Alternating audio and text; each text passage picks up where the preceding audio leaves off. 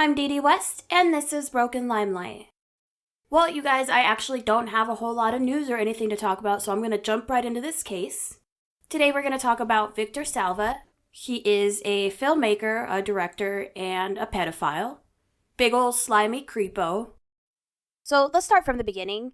Victor Salva was born on March 29, 1958 in Martinez, California. He was born to a religious family. His mom was only 18 when he was born, and his dad pretty much split not very long at all after he was born. After he abandoned the family, Victor's mom remarried to an abusive drunk. Victor developed an interest in horror and sci-fi at a young age. In 1975, the local newspaper reported that Victor had seen Jaws in the movie theaters 55 times. By the time Victor graduated high school, he had written and directed more than 20 short feature films. He worked 2 jobs after school to afford these projects. When Victor was 18, he came out as homosexual, and his parents kicked him out of the house. In 1981, Victor was working at a daycare where he met Rebecca Winters. He was making one of his little horror sci-fi short films. It was called The Goblin's God. Rebecca was helping him sculpt the goblin's face, and according to her, Victor soon became a close family friend. In 1986, he directed the 35-minute film Something in the Basement, which starred Rebecca's 8-year-old son, Nathan Forrest Winters. According to Nathan, Victor spent the better part of a year grooming him and his parents. It was a calculated process of gaining their trust, and Victor was like, when Nathan was a little kid, like 7 or 8, if he fell and scraped his knee, Victor was like the guy who he would run to. He didn't have a father figure, and he loved Victor like his own dad. Around the time Nathan turned 10 was when Victor started abusing him. In 1986, when Victor was 28, his film Something in the Basement won first place in some competition, and it won a few awards. And that caught the eye of producer Francis Ford Coppola. And he would end up producing Victor's first theatrical feature, Clown House. Victor cast Nathan in this film, who is now 12 years old. Clown House was fairly successful. It screened at Sundance, and Coppola actually loaned them the cameras from the George Lucas film American Graffiti. By the time they're filming Clown House, Nathan's now 12, and he's having a sexual relationship with him at this point. And Victor was getting, ballsy about it. He was becoming cocky. Nathan said that on the set of Clown House, Victor was more and more open about the affection towards him, and Nathan would often sit on Victor's lap in the director's chair. Nathan's mom, Rebecca, started to feel like something was wrong, and she started to ask a lot of questions. She just felt like something wasn't right. Victor actually told her that she couldn't go to the set, so she wasn't allowed to come with Nathan to rehearsals, because according to Victor, Nathan couldn't work if she was there. That just reeks of Polanski vibes. Victor had also been asking Nathan to stay late for extra rehearsals. So she kept asking Nathan, and he just insisted that nothing was happening. Nobody was hurting him, nobody was touching him, but he had a really hard time lying to his mom. People in the cast and crew actually went to Nathan's mom and told her that this was getting weird, it was getting increasingly inappropriate. So Rebecca, of course, kept pressing Nathan. A couple days after they finished shooting, Nathan told his mom, "I have a secret that I need to tell you." He told her what was happening, but he was also trying to protect Victor, and he tried to tell her very little. Nathan actually doesn't remember his mom's reaction when he told her. He thinks he blocked it from his memory. But he remembers that she was crying all the time back then. So Nathan told his mom, and she called the police. The police went and raided Victor's home. It was actually a sting operation. In his house, they found a big old stash of kiddie porn. There were videos, there were photo albums with pictures of little boys modeling underwear, pictures from a Macy's catalog or something. And they also found pictures and home movies of countless little boys, and also a video of Nathan and Victor performing oral sex on each other. They found Victor just a couple miles from his home, and they arrested him. He admitted that the whole porn collection and the home movies of himself performing sex acts with children were all his. And so he went down for including lewd conduct, oral sex with a person under 14, and procuring a child for pornography. Coppola got Victor an expensive lawyer, and Victor retracted his confession. Even though he's in some of the footage, but the lawyers tried to keep him quiet. Then, Coppola actually sued Nathan's family for $5 million for some sort of breach in contract. Nathan's attorney went to them with the plea bargain, which basically dropped 6 of the most severe charges, so of course Victor's team agreed to it. Victor was sentenced to 3 years in prison, but he only served 15 months in jail. He never went to a prison. And then as part of his sentence, he went to a treatment facility in Napa. And he had movie deals waiting for him when he got out. As part of the settlement, Nathan was required to see a therapist until the age of 18. Nathan says that this did help him a lot, though, as he had been suicidal since he was 7 years old. Francis Ford Coppola was definitely present for a lot of the filming, and some scenes were even filmed inside his home. He said, "I didn't know of anything improper going on, although I witnessed some things that caused me to raise an eyebrow. Only in retrospect did things really add up. You have to remember, while this was a tragedy, the difference in age between Victor and the boy was very small. Victor was practically a child himself." Again, Nathan was 12 and Victor was 29. There was also an interview where Coppola talked about it, and he talked about Nathan like he was like a little harlot slut boy, like he was talking about what he was wearing, like he was in little shorts, like totally sexualizing the child. Nathan still had to do a lot of work on the film, even though they had finished shooting. Because they had borrowed these old-ass cameras from George Lucas, the cameras made a ton of noise, so they basically had to dub over the entire film after it was done shooting. Meaning throughout this whole investigation and trial and everything, Nathan still had to go to Coppola's house to work for months. This whole thing was really heavy on Nathan during his teen and his preteen years. Nathan felt like he had lost his best friend.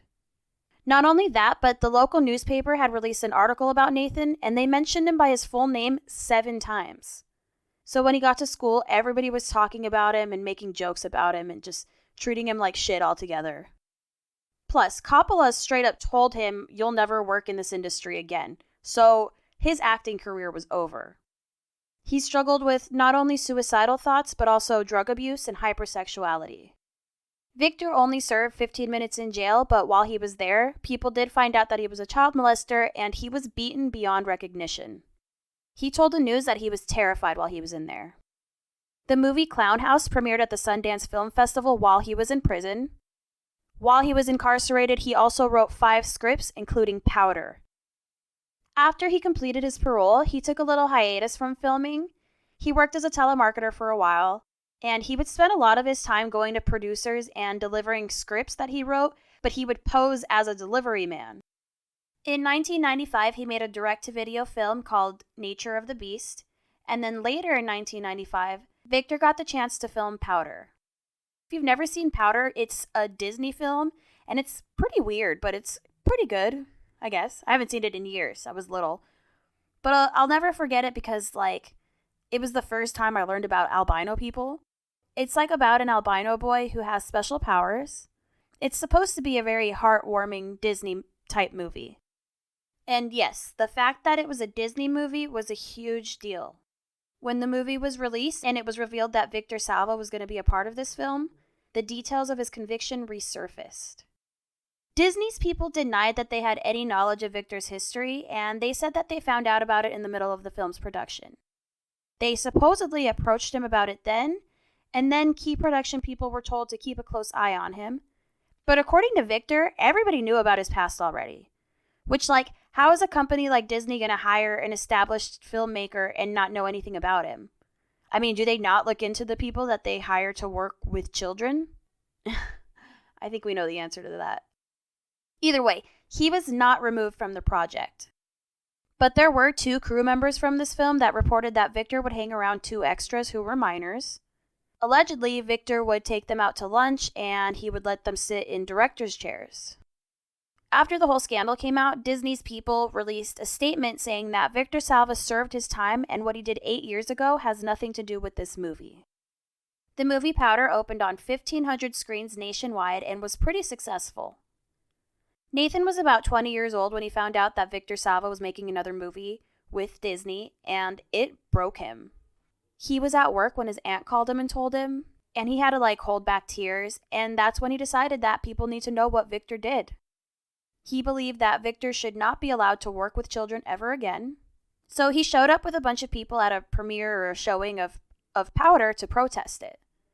They had picket signs and brochures, and they were stopping all these important film executives, and they were giving them leaflets asking them not to support this movie and saying that it was just helping line the pockets of a child molester.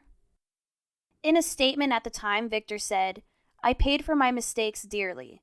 Now, nearly 10 years later, I am excited about my work as a filmmaker and look forward to continuing to make a positive contribution to our industry." He did another movie in 1999 called Rites of Passage, and then in 2001, he wrote and directed the film Jeepers Creepers.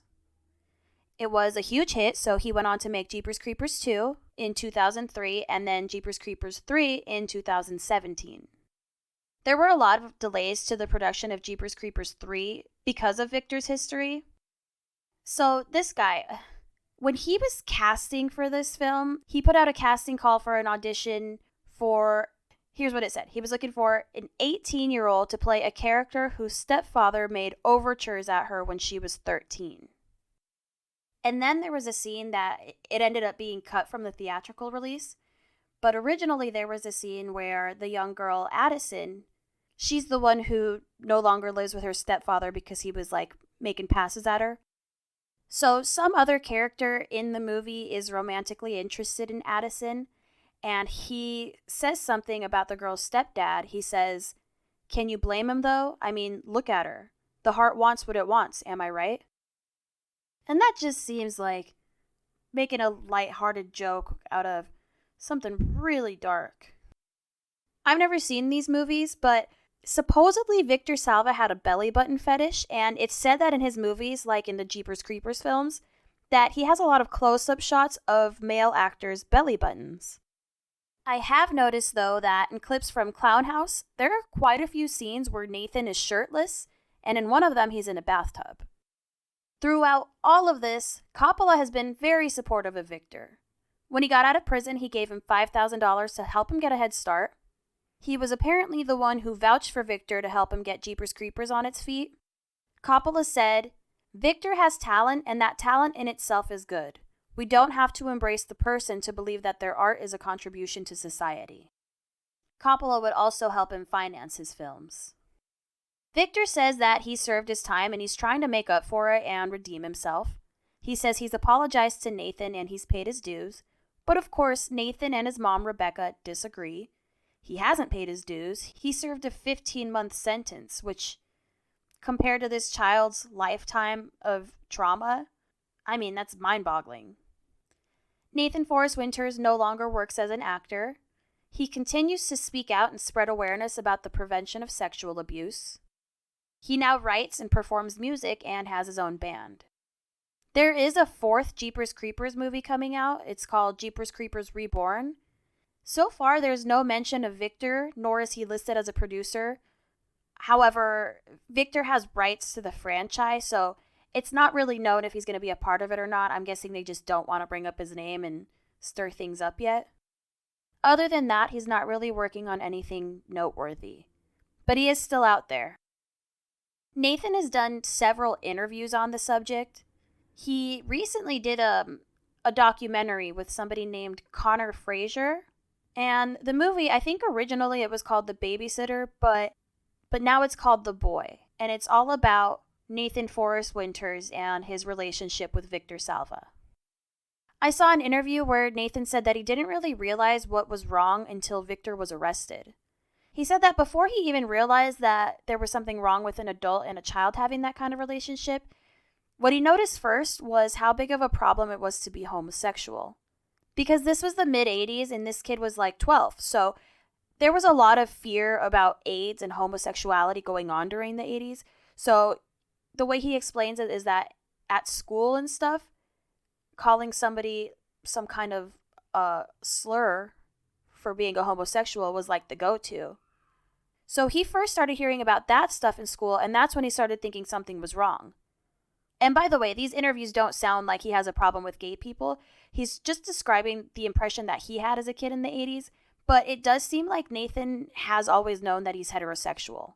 So I'm thinking maybe in part that's why it felt wrong to him too. I'm going to play you a short clip from an interview. But again, when you're a victim, you teach yourself, you train yourself to be conditioned to not listen to your gut instincts, to not listen to those, sirens going off, and to ignore the warning flags. So it really, it wasn't until after he was arrested I really started to discover just how wrong it was. And that's all I have for you today. If you enjoy this podcast, please remember to tell your friends and give me a positive review on Apple and on brokenlimelight.com. Don't forget, you can always check out brokenlimelight.com, and there you can find an almost complete transcript of this episode along with videos, pictures, all that stuff. You can buy merch there too. Check it out, it's pretty cool. Alright guys, hope you had a good holiday weekend. Until next time, bye-bye.